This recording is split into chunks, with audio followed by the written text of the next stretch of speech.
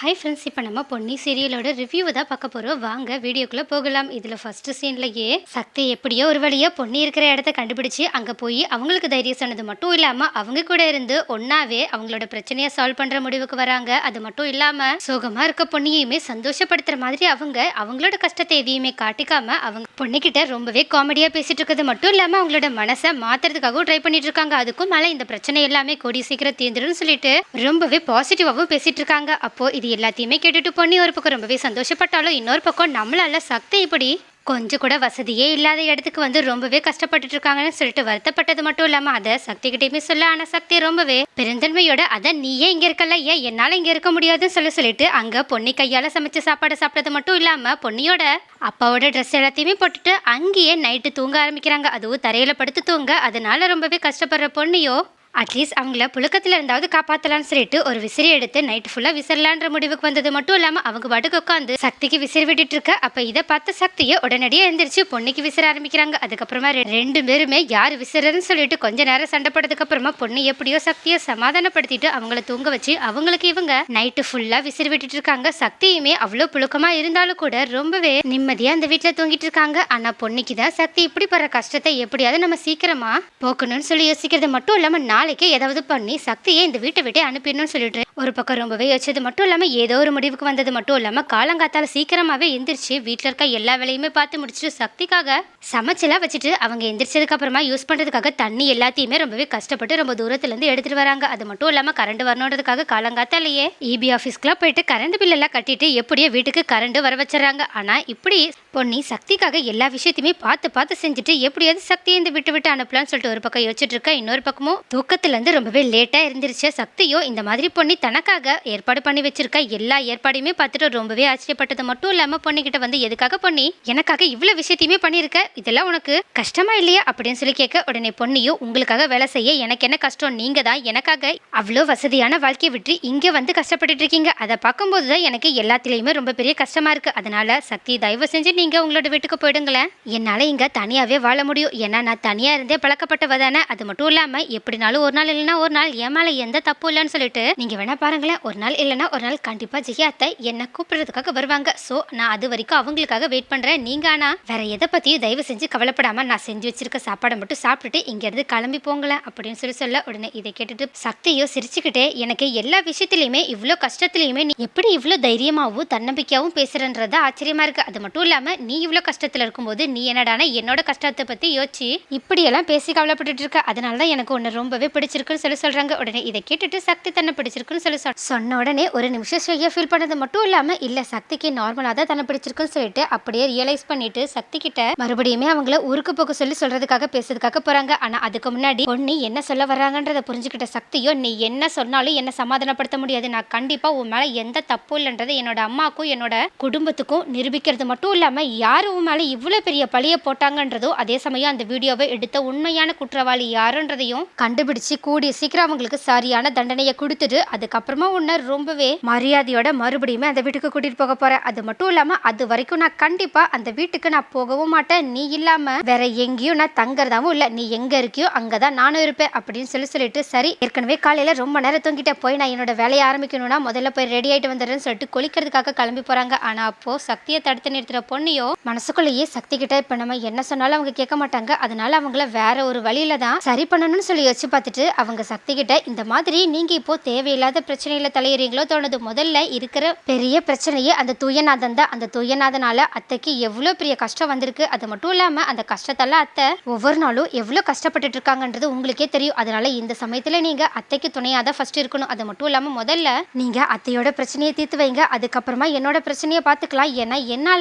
எவ்வளோ நாளும் வெயிட் பண்ண முடியும், ஆனா அத்தையால வெயிட் பண்ண முடியாது. ஏன்னா அவங்க ஏற்கனவே தூயநாதனால ரொம்பவே கஷ்டப்பட்டாலும் இன்னொரு பக்கம் நீங்களும் அவங்கள கஷ்டப்படுத்திட்டு வந்திருக்கீங்க. அதனால அவங்க கஷ்டப்படுறப்போ என்னால எப்படி நீங்க எனக்கு உதவி செய்றீங்கன்றதை ஏத்துக்க முடியும். நான் முதல்ல உங்களோட உதவியை ஏத்துக்கணும்னா முதல்ல அத்தையோட பிரச்சனையை தீர்த்துட்டு வாங்க அப்படின்னு சொல்றாங்க. உடனே இதை கேட்டுட்டு சக்தியும் பொன்னிய பார்த்து சிரிச்சுக்கிட்டே, நான் எப்பவுமே யோசிச்ச மாதிரி தான் நீ இருக்க. என்னோட பொன்னிய நான் நல்லாவே புரிஞ்சுக்கிட்டு இருக்கேன்னு நினைக்கிறேன். அதனாலதான் நான் சீக்கிரமா ஃபர்ஸ்ட் அம்மாவோட பிரச்சனையை தீர்க்கணுன்றதுக்காக எல்லா ஏற்பாடும் ஏற்கனவே பண்ணிட்டேன். அது மட்டும் இல்லாம இன்னைக்கு காலையில ஒரு மெயின் நியூஸ் வரப்போகுது. அதை பார்த்ததுக்கு அப்புறமா நீ ரொம்பவே சந்தோஷப்பட போற. ஏன்னா நீ சொன்ன மாதிரியே நான் அம்மாவோட பிரச்சனையை இன்னும் கொஞ்ச நேரத்துல தீர்த்து வைக்க போறேன். அதுக்கப்புறமா அடுத்து உன்னோட பிரச்சனை தான். அதுக்கான ஏற்பாடையுமே நான் இப்ப செஞ்சுட்டு தான் இருக்கேன். சோ நீ எதுக்கும் கவலைப்படாம இரு.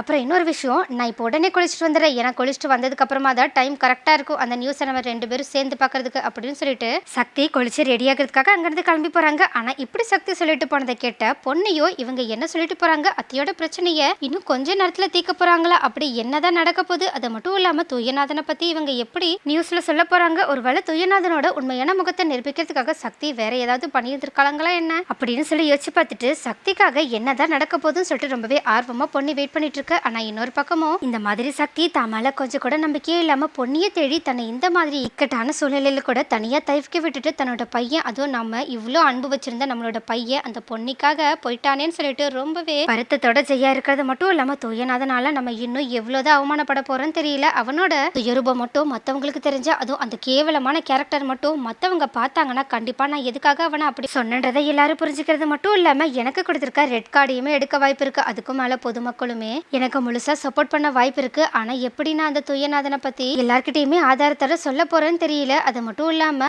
அவனோட செல்வாக்கு வச்சு என்னை இப்பவே ஒன்னும் இல்லாத மாதிரி பண்ணிட்டான். அதுக்கும் மேல மக்கள் கூட என் மேலதான் தப்பு இருக்குன்னு சொல்லிட்டு நம்புற அளவுக்கு அவன் பண்ணிட்டான்னு சொல்லிட்டு ரொம்பவே வருத்தப்பட்டு இருக்க. அப்ப கரெக்டா சக்தி இந்த மாதிரி சந்திரசேகருக்கு கால் பண்ணி, எல்லாருமே 10 மணி நியூஸை இந்த சேனல்ல பாருங்க. ஏன்னா இன்னைக்கு ஒரு முக்கியமான நியூஸ் ரிலீஸ் ஆக போகுது. அந்த நியூஸால அம்மாக்கு இருக்கிற எல்லா பிரச்சனையுமே தீரப்போகுது. அது மட்டும் இல்லாம அந்த தூயநாதனோட முகத்தெரியும் கிளிய போகுது அப்படின்னு சொல்றாங்க. உடனே இதை கேட்ட சந்திரசேகரும் சக்தி இப்படி சொன்ன விஷயத்த உடனடியாக வீட்டில் இருக்கவங்க எல்லாக்கிட்டையும் சொன்னது மட்டும் இல்லாம ரூம்ல தனியா உட்காந்து நடந்தது எல்லாத்தையுமே யோசிச்சு பார்த்துட்டு தூங்காம கூட ஏன் சாப்பிடாம கூட ரொம்பவே கஷ்டப்பட்டு உட்காந்து அழுதுட்டு இருந்த ஜெயா கிட்டையுமே இந்த விஷயத்த சொல்ல, உடனே ஜெயாவோ ஒரு பக்கம் சக்தி நம்ம சொன்னதை நம்பாம நம்மளை விட்டு இந்த வீட்டை விட்டே போயிட்டானே, அதுவும் அந்த பொன்னிக்காக போயிட்டானேன்னு சொல்லிட்டு கோபமா இருந்தாலும் இன்னொரு பக்கமும் அந்த நியூஸ்ல அப்படி என்னதான் வருதுன்னு சொல்லிட்டு பாக்குறதுக்காக கொஞ்சம் ஆர்வமா சந்திரசேகர் கூட கிளம்பி போனது மட்டும் இல்லாம ஹால்ல உட்காந்து குடும்பத்தோட சக்தி சொன்ன நியூஸை பார்க்க ஆரம்பிக்கிறாங்க. அதே மாதிரி இந்த பக்கமும் எல்லா குளிச்சுட்டு ரெடி ஆயிட்டு வந்த சக்தியுமே ரொம்பவே குழப்பத்தோட வேலை செஞ்சுட்டு இருந்த பொன்னியை கூப்பிட்டு உட்கார வச்சு அவங்களோட போன்ல வரப்போற நியூஸை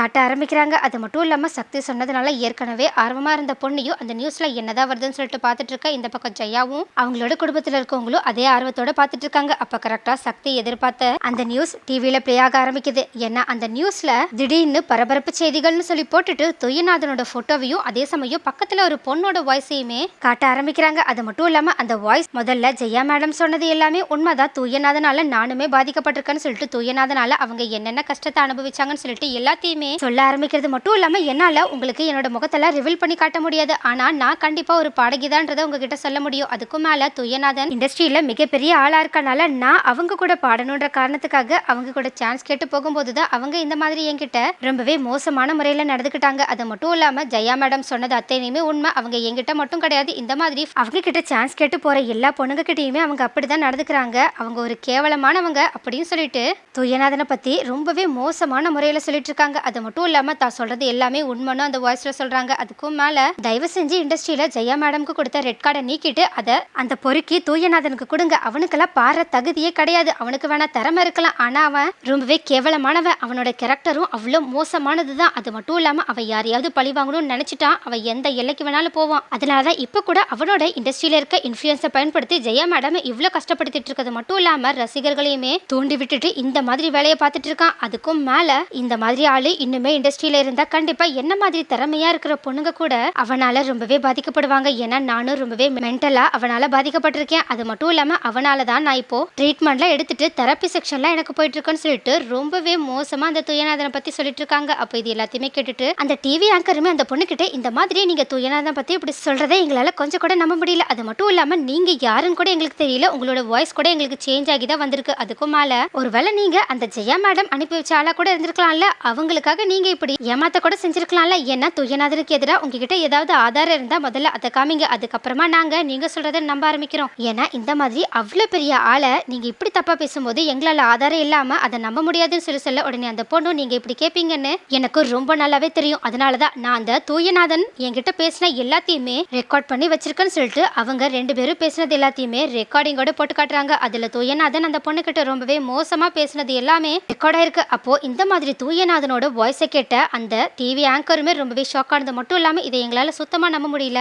ஏன்னா இண்டஸ்ட்ரியில அவ்வளவு பெரிய ஆளா இருந்துகிட்டு அவங்களால எப்படி இந்த மாதிரி கீழ்த்தனமான விஷயத்த பண்ண முடிஞ்சிச்சு. இதுக்கப்புறமா நீங்க சொன்ன மாதிரியே அந்த ஆளுக்கெல்லாம் பாட்டு பாட தகுதியே கிடையாது. ஏன்னா ஒரு மனுஷனா கூட நடந்துக்க முடியாதவனால எப்படி இந்த மாதிரி திறமையை வச்சுட்டு எல்லார்கிட்டயுமே பாராட்டு வாங்க முடியும் அப்படின்னு சொல்லிட்டு இந்த மாதிரி கேவலமான ஆளுக்கு சரியான தண்டனையை தான் அந்த ஜெயா மேடம் கொடுத்திருக்காங்க. அது மட்டும் இல்லாம அவங்களுக்கு இண்டஸ்ட்ரி கொடுத்த ரெட் கார்டை சீக்கிரமா வாபஸ் வாங்கிட்டு அதை இந்த தூயநாதனுக்கு கொடுக்கணும். அது மட்டும் இல்லாம இவனால எத்தனை பெண்கள் பாதிக்கப்பட்டாங்களோ யாருக்கு தெரியும். அதுக்கும் மேல இந்த மாதிரி ஒரு கீழ்த்தனமான வேலையை பண்ணிட்டு இவ்வளவு தைரியமா அவனால எப்படிதான் பேச முடிஞ்சிச்சு. அதனால அவனுக்கு கொடுத்த எல்லா விருதுமே திருப்பி வாங்கப்படணும். ஏன்னா அந்த ஆளுக்கெல்லாம் விருது வச்சுக்கிற தகுதி கூட கிடையாதுன்னு சொல்லிட்டு தூயநாதனை பத்தி கண்ணா பின்னான்னு அந்த ஆங்கர் திட்ட ஆரம்பிக்க அப்போ இது எல்லாத்தையுமே கேட்டுட்டு இருக்க வீட்டுல இருக்க ஜெயா சந்திரசேகர்னு எல்லாருமே ரொம்பவே சந்தோஷப்படுறாங்க. அது மட்டும் இல்லாம அந்த பக்கம் சக்தி கூட சேர்ந்து பார்த்துட்டு இருக்க பொண்ணையுமே அவங்களுக்கு இருந்த கஷ்டம் எல்லாத்தையுமே ஒரு நிமிஷம் அப்படியே மறந்து போய் ஜெயாவோட பிரச்சனை தீர்ந்துச்சுன்ற சந்தோஷத்துல துள்ளி குதிக்கவே ஆரம்பிச்சிட்டாங்க. அப்போ இந்த மாதிரி ரொம்பவே வெள்ளந்தித்தனமா பொன்னி தன்னோட அம்மாவோட கஷ்டம் தீர்ந்துருச்சுன்னு சொல்லிட்டு சந்தோஷப்படுறத பார்த்துட்டு அவங்க பொன்னியை ரொம்பவே ரொமான்டிக்கா பாக்குறது மட்டும் இல்லாம கண்டிப்பா உன் மேல தப்பு இல்லைன்றதை நான் கூடிய சீக்கிரம் நிரூபிப்பேன். அது மட்டும் இல்லாம இப்ப நீ பண்றதெல்லாம் பார்க்கும்போதுதான் எனக்கு உன் மேல எவ்வளவு லவ் இருக்குன்றதே தெரியுது. அது மட்டும் இல்லாம இந்த பிரச்சனை முடிஞ்சதுக்கு அப்புறமா நான் உங்ககிட்ட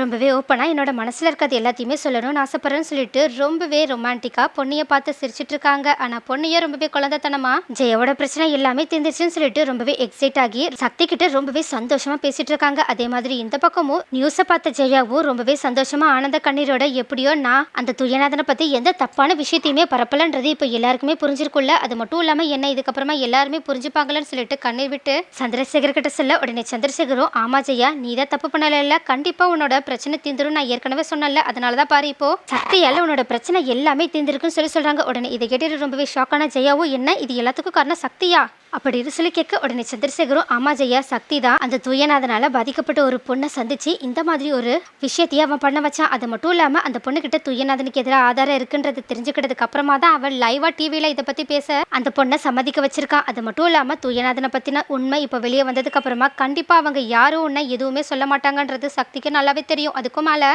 சக்தி அந்த பொண்ணு கிட்ட சொன்ன மாதிரி அந்த பொண்ணு யாருன்ற ஐடென்டிட்டியுமே யாருக்குமே காட்டாம இந்த வேலையை கச்சிதமா முடிச்சிருக்கான் அப்படின்னு சொல்ல உடனே இதனால ரொம்பவே எமோஷனல் ஆச்சியாவும் அப்பனா சக்தி எப்போதான் இந்த வீட்டுக்கு திரும்ப வருவான் அப்படின்னு சொல்லி கேட்க உடனே சந்திரசேகரும் அதை நான் ஏற்கனவே அவன்கிட்ட கேட்டுட்டோமா அவன் பொண்ணு மேல எந்த தப்பும் இல்லைன்றதை நிரூபிக்கிற வரைக்கும் வீட்டுக்கு வர மாட்டேன்னு தான் சொல்றான். ஸோ அவனுக்காக நம்ம இன்னும் கொஞ்ச நாள் வெயிட் பண்ண வேண்டியது இருக்குன்னு சொல்ல உடனே ஜெயாவோ இவன் பண்றது எல்லாமே ஓகே தாங்க, ஆனா எதுக்காக அந்த பொண்ணையே கண்மூடித்தனமா நம்புறான் தான் என்னால புரிஞ்சுக்கவே முடியல அப்படின்னு சொல்லிட்டு அதங்கத்துல கத்த உடனே சந்திரசேகரும் நீ எதுக்காக ஜெயா இப்போ டென்ஷன் ஆகுற, சக்தி கண்டிப்பா எல்லா உண்மையுமே கண்டுபிடிச்சு சீக்கிரமா பொண்ணையை யார் இப்படி மாட்டி விட்டாங்கன்றத நம்ம எல்லார்கிட்டயுமே காட்டதான் போறான். ஏன்னா அவன் இவ்வளவு பெரிய பிரச்சனையா அந்த தூயநாதனையே ஒரே நாள்ல சமாளிச்சுட்டான். ஸோ அவனுக்கு இந்த பிரச்சனை எல்லாம் ஒரு பெரிய மேட்டராகவே இருக்காது, நீ எதுக்கும் கவலைப்படாத, சக்தியும் பொண்ணையும் கூடிய சீக்கிரம் வீட்டுக்கு வரதா போறாங்கன்னு சொல்ல உடனே ஜெயாவும் நீங்க என்னன்னா சொல்லுங்க, எனக்கு இன்னும் அந்த பொண்ணு மேல சுத்தமா நம்பிக்கை கிடையாது, ஏதோ சக்தி சொல்றான் அதனாலதான் நான் அமைதியா இருந்துட்டு இருக்கேன், பாப்போம் அவன் என்னதான் பண்றான்னு அப்படின்னு சொல்லிட்டு அங்கிருந்து கிளம்பி போக. ஆனா அப்போ வீட்டுல இருக்க பிரீத்தியோ நடக்கிற எல்லா விஷயத்தையுமே பார்த்துட்டு செம்ம மரண பீதியில இருக்காங்க. ஏன்னா சக்தி இவ்வளோ சீக்கிரமா துயநாதனோட பிரச்சனையை தீர்த்து வைப்பாங்கன்னு சொல்லிட்டு கொஞ்சம் கூட எதிர்பார்க்காததுனால அவங்க செம்மையா பயந்துட்டு இருக்கிறதுக்கு மட்டும் இல்லாம ஒருவேளை இந்த பிரச்சனையில நம்ம தான் பொண்ணைய மாட்டி விட்டோன்றது மட்டும் சக்திக்கு தெரிஞ்சிச்சுன்னா அதுக்கப்புறம் நம்மளோட நிலைமை என்னதான் ஆகும். அது மட்டும் இல்லாம வீட்டுல இருக்கவங்க எல்லாரும் நம்மள என்ன பண்ணுவாங்கன்னு நமக்கே தெரியலையே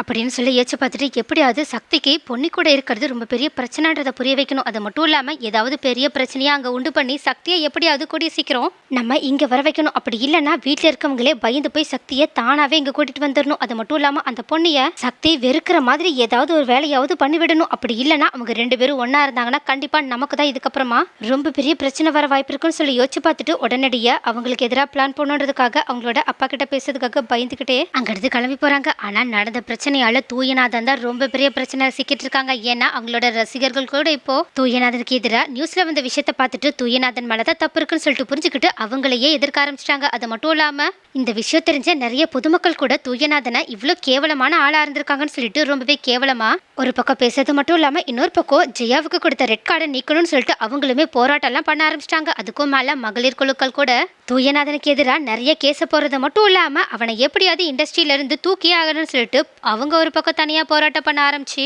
தூயநாதனால பாதிக்கப்பட்ட பெண்கள் எல்லாருக்குமே நியாயத்தை வழங்கணும்னு சொல்லிட்டு கோரிக்கையை விடுக்கிறாங்க. இதனால ரொம்பவே பரபரப்பா போய் தூயநாதனோட நியூஸ் தான் தமிழ்நாடு முழுக்க பரவிட்டு இருக்கு. அதனால தூயநாதன் ரொம்ப பெரிய பிரச்சனையில மாட்டிட்டு இருக்கனால அடுத்து என்ன பண்றதுனே தெரியாம திரு முடிச்சிட்டு இருக்கும் போது அவங்களோட பிஎஸ் கூட நீங்க எப்படியாவது இந்த ஊரை விட்டே போகிறது நல்லது. அது மட்டும் இல்லாம கொஞ்ச நாளைக்கு நீங்க ஊரை விட்டு போனாதான் இந்த பிரச்சனை எல்லாமே தீர்ந்ததுக்கு அப்புறமா உங்களால நிம்மதியா இங்க வர முடியும். அப்படி இல்லைன்னா உங்களை மறுபடியும் இந்த மக்கள் பார்த்துட்டு இருந்தாங்கன்னா கண்டிப்பா அவங்க இன்னுமே உங்க மேல வெறுப்படைஞ்சு உங்களுக்கு எதிராக நிறைய போராட்டம் பண்ண இன்னுமே அதிக வாய்ப்பு இருக்கு. அது மட்டும் இல்லாம ஒரு பொண்ணு வெளியே வந்து இந்த மாதிரி உண்மையை சொல்லிட்டானா கண்டிப்பா உங்களுக்கு எதிராக நிறைய பேர் வந்து உண்மையை சொல்ல வாய்ப்பு இருக்கு. அதனால இதுக்கப்புறமா உங்களுக்கு பிரச்சனை தான் அதிகமாக வாய்ப்பு இருக்குன்னு சொல்லிட்டு உடனடியாக அவங்கள ஊரை விட்டு போக சொல்லி அவங்களுக்கு அட்வைஸ் பண்ணிட்டு இருக்கா. ஆனா தூயநாதனும் இருந்த திமிர்ல இந்த ஜியாவால ஒரே நாள்ல நான் இண்டஸ்ட்ரியில சேர்த்து வச்சிருந்த மொத்த பேரும் வீணாயிடுச்சு. அது மட்டும் இல்லாம இவ எவ்வளவு தைரியம் இருந்தா நான் எவ்வளவு பெரிய ஆளுன்னு தெரிஞ்சிருந்துமே எனக்காக இப்படி ஒரு வேலையை பார்த்திருப்பா. இவளை நான் சும்மா விட மாட்டேன். இவளுக்காக பயந்து போய் நான் எதுக்காக ஓடணும் அப்படின்னு சொல்லி நினைச்சு பார்த்துட்டு அந்த ஜெயாவை நான் பழி வாங்காம விட மாட்டேன்னு சொல்லிட்டு செம்ம வில்லத்தனத்தோட கத்திட்டு இருக்காங்க.